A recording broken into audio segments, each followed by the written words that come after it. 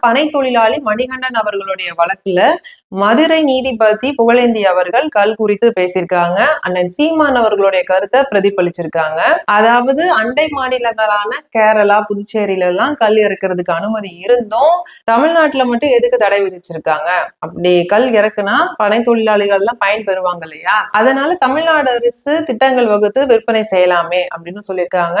இது இல்லாம கல்லுடைய மருத்துவ பயனை குறித்து விளக்கம் அளிக்கணும் தமிழ்நாடு அரசு அப்படின்னு உத்தரவும் கொடுத்திருக்காங்க.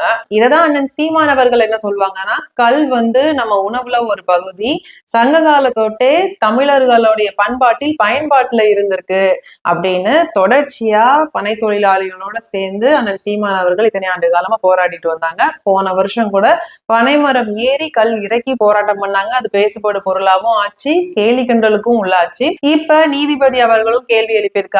அண்டை மாநிலமான ஆந்திரா முதலமைச்சர் அவர்களும் கல்ல குறிச்சு விழிப்புணர்வு ஏற்படுத்தியிருக்காங்க. அதனால பனை தொழிலாளிகளை கருத்தில் கொண்டு சிஎம் விஜய் அவர்கள் நல்ல முடிவெடுக்கணும்னு நான் கேட்டுக்கிறேன்.